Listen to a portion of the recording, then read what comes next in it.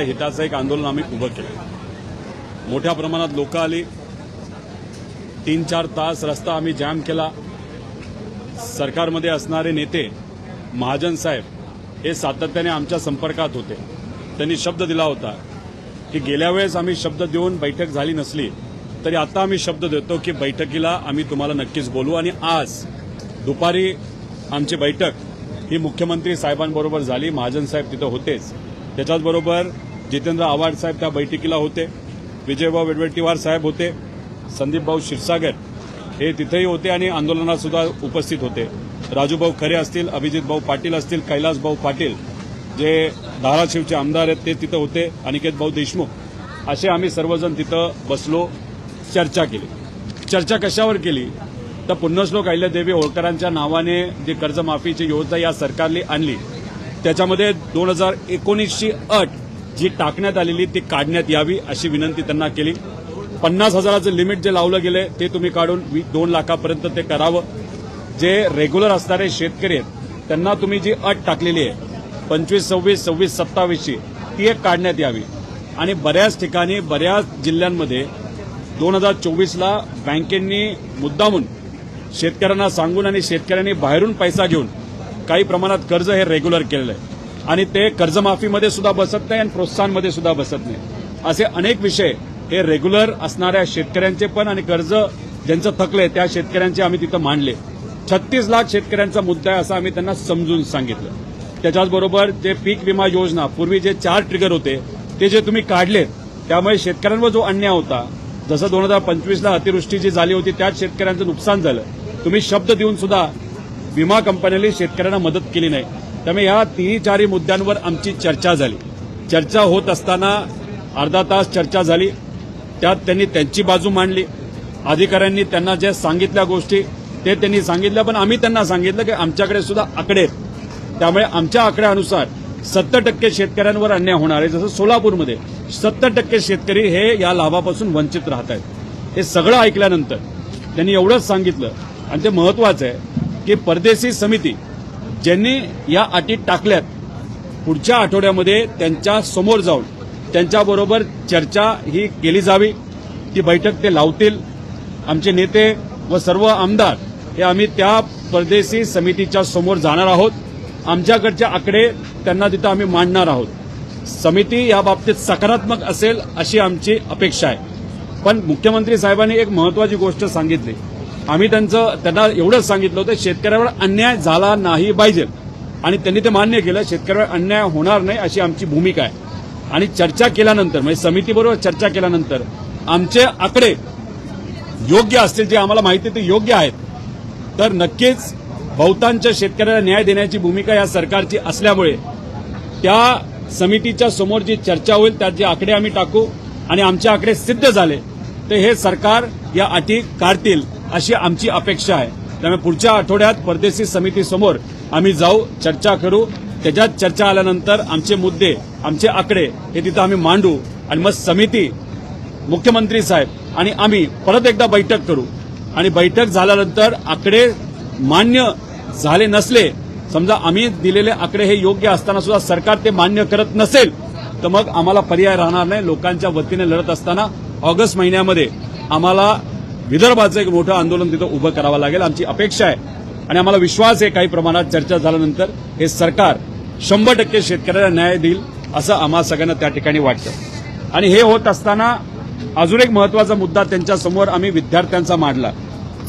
जे एमपीएससी देणारे विद्यार्थी आहेत, पूर्वी OMRच्या अंतर्गत ते परीक्षा देत होते, आता ऑनलाईन पद्धत ही परत एकदा सरकार आणण्याचा प्रयत्न करत आहे। त्या पद्धतीचा GR हा आयोगाने काढलेला आहे, आमचा त्याला विरोध आहे। कालच विद्यार्थ्यांची आमची चर्चा झाली, संवाद झाला, त्यांनी मुद्दे मांडले, तसं पत्र हे मुख्यमंत्री साहेबांना आजच्या बैठकीमध्ये आम्ही विद्यार्थ्यांच्या वतीने तिथं दिलेलं आहे। आणि आम्ही त्यांना सांगितलेलं आहे की विद्यार्थ्यांच्या या मागण्या तुम्ही मान्य करा, कृपा करून ऑनलाईन परीक्षा तुम्ही घेऊ नका, त्याला विद्यार्थ्यांचा विरोध आहे। याच्यावर त्यांनी एवढंच सांगितलं की आयोगाच्या प्रमुखाला आम्ही सांगितलेलं आहे आणि तुम्ही आता भेटल्यानंतर आम्ही परत एकदा सांगू की विद्यार्थ्यांना विश्वासात घ्या, विद्यार्थ्यांचं म्हणणं ऐकून घ्या आणि विद्यार्थ्यांचं म्हणणं मान्य करा।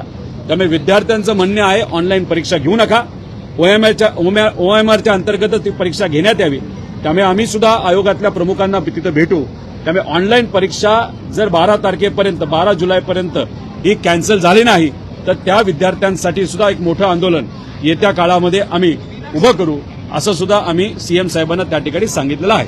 दादा, सगळ्यात महत्त्वाचा बाब आहे टीएमपीसीचं म्हणणं आहे, मात्र सगळ्याच परीक्षा ऑनलाईन करण्याचं धोरण आता सरकार आणून पाहत आहे. टीईटीच्या बाबतीत आज सभागृहामध्ये देखील अशा पद्धतीची माहिती दादा यांना दिली. भुसे साहेब जे सांगतायत की टीईटी परीक्षा याच्यामध्ये जो काय पेपर फुटलेला आहे, आता आम्ही निर्णय घेतो ऑनलाईन जाण्याचा. एक तर ऑनलाईन परीक्षेलाच आमचा तिथं विरोध आहे. त्याच्यामध्ये मोठ्या प्रमाणात भ्रष्टाचार होतो, मॅन्युप्युलेशन 100% तिथं होतं आणि कुठल्याही ऑनलाईन परीक्षेला विद्यार्थ्यांचा तिथं विरोध आहे. पेपर फुटला हे नक्की आहे, पण मग आम्ही असं समजायचं का विद्यार्थ्यांकडे 1000 रुपये घेता यावे, त्यात नफाखोरी व्हावी आणि पेपर अजून एकदा फोडता यावा, यासाठी टीईटी परीक्षेतला पेपर मुद्दामून फोडला आणि त्याची चर्चा घडून आणली, जेणेकरून टीईटीची परीक्षा सुद्धा ऑनलाईन घेता यावी. असं काय आहे का? त्यामुळे भुसे साहेबांनी सांगत असताना त्यांनी जो युक्तिवाद केला तो पूर्णपणे चुकीचा युक्तिवाद आहे.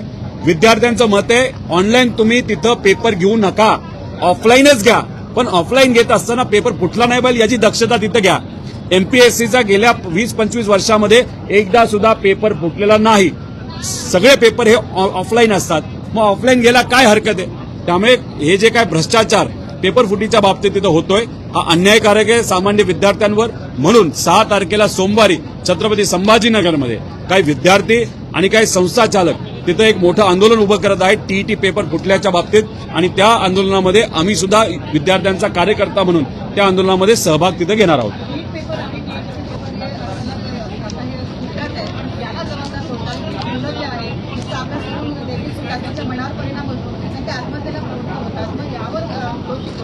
दोषी सरकार आहे.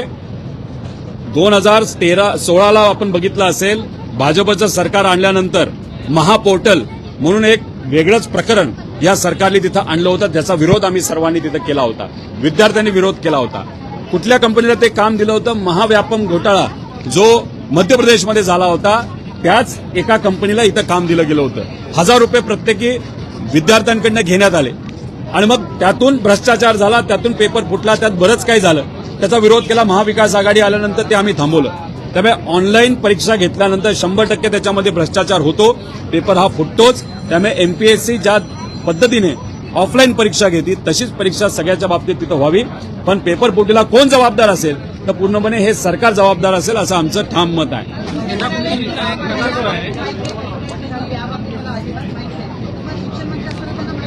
शिक्षण मंत्री साहेबांना जर माहीत नसेल पेपर फुटला तर ह्याच्यापेक्षा दुसरं कुठलं दुर्दैव आपल्याला म्हणावं लागेल. भुसे साहेब चांगला आमदार आहे, त्यांच्याबद्दल मी काय बोलणार नाही. पण कदाचित त्यांना हेच कळलं नसेल पेपर फुटला तर मग असं म्हणावं लागेल त्यांच्या डिपार्टमेंटमध्ये काय चाललंय, कसा भ्रष्टाचार चाललाय, कसा पेपर फोडला जातोय हेच त्यांना माहीत नसेल. त्यामुळे त्यांची अख्खी सिस्टम ही मग भाजपली हायजॅक केली आहे का? ते नावापुरते फक्त मंत्री आहेत का? एकनाथ शिंदे साहेबांचे सगळे मंत्री फक्त नावापुरते आहेत आणि सगळा कारभार हा भाजपचे नेते नाही तर मुख्यमंत्री साहेब चालवतात असं सिद्ध तिथं होतं. त्यामुळे मग भुसे साहेबांना जर अधिकारच नसतील मग मंत्रिपद घेऊन काय फायदा? त्यामुळे आमचं एवढंच मत आहे, हे सरकार जबाबदार आहे.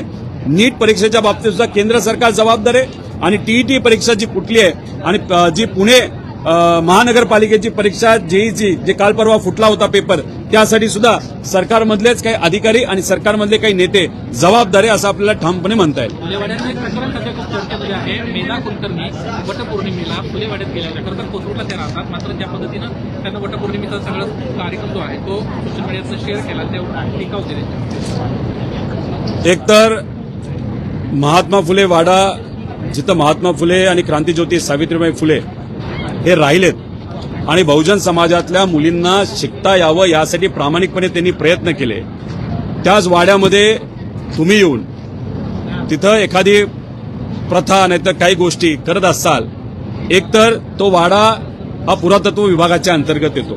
पुरातत्व विभागाने GR काढलेला आहे की या वाड्यामध्ये कुणीही धार्मिक कार्यक्रम तिथं घेऊ नये. कारण का महात्मा फुलेंचं क्रांतीज्योती सावित्रीबाई फुलेंचं म्हणणं होतं शिक्षणाला महत्व द्या, माणुसकीला महत्व द्या. या प्रथा परंपरा ह्या नंतर येतात आणि मग इथे तुम्ही शिक्षणाला बाजूला ठेवता आणि वेगळंच काहीतरी तिथं रील व्हावी, प्रसिद्धी व्हावी, चर्चा व्हावी नाही तर महात्मा फुलेंचा आणि क्रांतीज्योती सावित्रीमाईंचा जो खरा विचार आहे तो कुठेतरी अप्रत्यक्षपणे दाबण्याचा प्रयत्न हा मेधा कुलकर्णी मॅडमनी केला असं आपल्याला तिथं म्हणावं लागेल. त्यामुळे GR हा त्यांना माहीत नव्हता का, आणि माहीत असताना सुद्धा त्यांनी तिथं व्हिडिओ काढला असेल तर मग हा सत्तेचा अहंकार आहे हे कुठेतरी त्या ठिकाणी आपल्याला म्हणावं लागेल.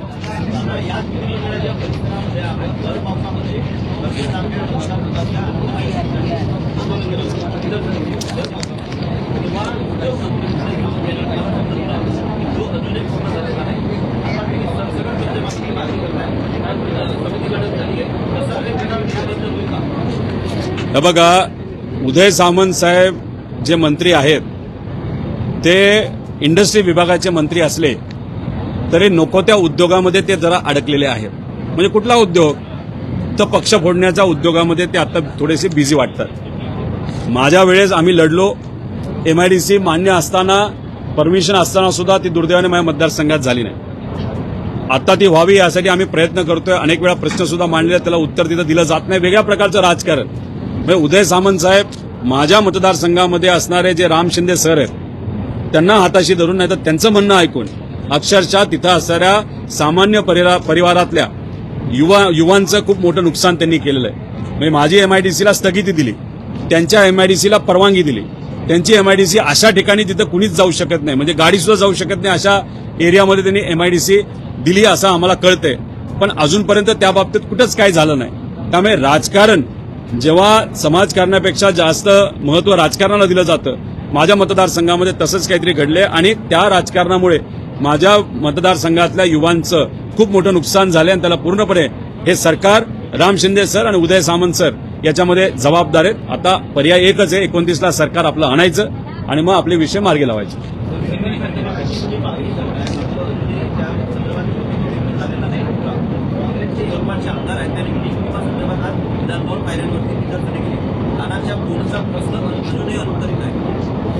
सरकार काय करते, मोठ्या प्रोजेक्टवर पैसा खर्च करते, त्यातून भ्रष्टाचार करते, बाकी यांना काही करत नाही.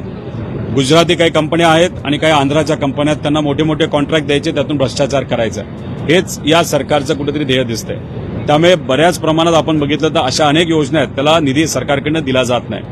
पीक विमा योजना महत्वाची, आम्ही सुद्धा त्यासाठी आंदोलन केलेलं आहे. आता आम्ही आंदोलन केल्यानंतर लोकांना कळालं की ही जी कर्जमाफीची योजना आहे ती फसवी आहे. त्यामुळे सरकार सुद्धा मोठ्या प्रमाणात अडचणीत आल्या. आता चर्चा करायला तरी तयार आहे. आता चर्चा पुढच्या आठवड्यात होईल, त्या बाबतीत काय होतं आपण बघू. आम्ही शांत बसणारे लोक नाही, आम्ही लढत राहू. आता बरेच आमदार आपापल्या मतदारसंघातले विषय इथं मांडतायत. मी सुद्धा अधिवेशनामध्ये तिथं बोलणार आहे. रस्त्यावरची लढाई करून आता आम्ही अधिवेशनात आलेलो आहे. त्यामुळे अधिवेशनामध्ये सुद्धा आम्ही आमची लढाई काय तिथं थांबवणार नाही. त्यामुळे या सरकारच्या चुका लोकांसमोर कशा येतील यासाठी मीडिया म्हणून तुम्ही आणि अधिवेशनामध्ये आम्ही अशा पद्धतीने आपण एकत्रित काम केलं तर नक्कीच लोकांना न्याय देण्यामध्ये मदत नक्की होईल असं आम्हाला वाटतं. सचिन अहिर यांना उपसभापती पदाची शपथ घेतलेली आहे. आज उपसभापती पदावरती आज विराजमान झालेले. खरं तर ते तुमच्यासोबत अनेक वर्ष त्यांना काम केलेलं आहे. त्यानंतर सेनेत गेले, आता सेनेलाही सुट्टी दिली आणि आता एकनाथ शिंदेसोबत गेली. सचिन भाऊ आहेर असं काहीतरी करतील असं मला कुठेच वाटलं नव्हतं. आणि कदाचित उद्धव ठाकरे साहेबांच्या पक्षातल्या नेत्यांना सुद्धा हे सरप्राईज असू शकतं. अचानकच ही घटना तिथं घडली आहे. आता एक नेता जो पूर्वी आमच्या पक्षात होता, नंतर उद्धव ठाकरे साहेबांकडे गेला, आता एकनाथ शिंदे साहेबांकडे जर गेला असेल तर म्हणजे कपडे बदलण्यासारखी जर आपण विचार आणि भूमिका बदलणार असू तर मग लोकांचा नेत्यांवरचा विश्वास हा उडून जाऊ शकतो. त्यामुळे याच्या आधी आपण बघितलं असेल की पक्ष फुटला, नेते फुटले, आमदार फुटले, खासदार फुटले, आपली तिजोरी लुटली, मंदिरं आता लुटायला लागले. तर कुठं ना कुठंतरी सामान्य लोकांचा जो धीर आहे तो सुद्धा आता सुटेल अशी आपल्याला अपेक्षा करावी लागेल. जेव्हा लोकांचा धीर तुटेल नाही तर सुटेल आणि लोक रस्त्यावर त्या ठिकाणी येतील तेव्हाच परिवर्तन हे होऊ शकतं. आणि तेव्हा जेव्हा परिवर्तन होईल तेव्हा जे कुणी प्रस्थापित आहेत, घराणेशाहीवाले लोक असतील, ज्या लोकांसाठी लढत नाहीत, फक्त सत्तेत लाचारी स्वीकारून गेलेले आहेत, त्यांना लोक नाकारतील आणि नवीन चेहरे येत्या काळामध्ये आपल्याला पुढे येताना बघायला मिळतील. पुणे